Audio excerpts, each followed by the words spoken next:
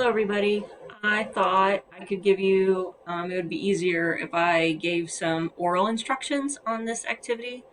So this is a scale that assesses a particular measure of personality. So you may remember from the lecture videos the idea of, or the theory of a humanist personality model, which basically argues that our personality is measured and defined by our growth, our personal growth. So, from the humanist model, the goal of our life, like the reason for living, is to grow and to become the best version of ourselves. Sometimes that's referred to as to be fully actualized. So, what this scale does is it assesses your self actualization, or it's one, yeah, it assesses your self actualization with particular attention to four different qualities or four different factors associated with being this best version of yourself.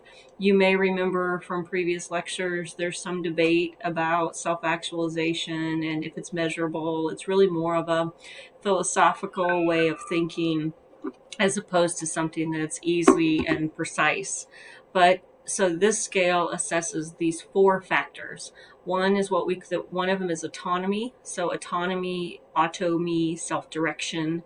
Another one is self-acceptance, right, where we accept our faults without like this constant self-criticism.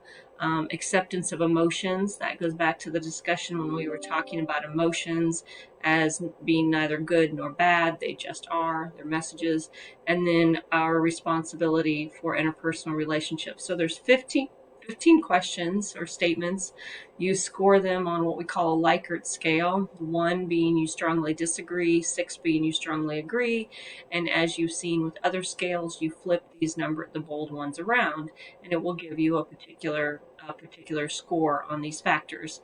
And then I also ask you to consider which one of these questions is most interesting or puzzling.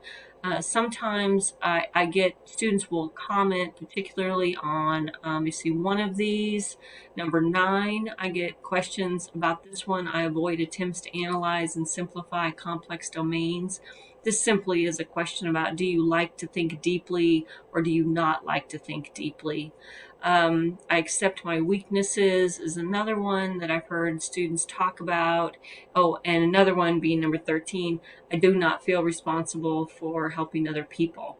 Now, if you think about that one, that sort of is implying that you have, well, I don't want to interpret, I want to see what your scores are. And so for your full points, upload evidence of the scale, make sure it's graded correctly, and then comment as it relates to other people.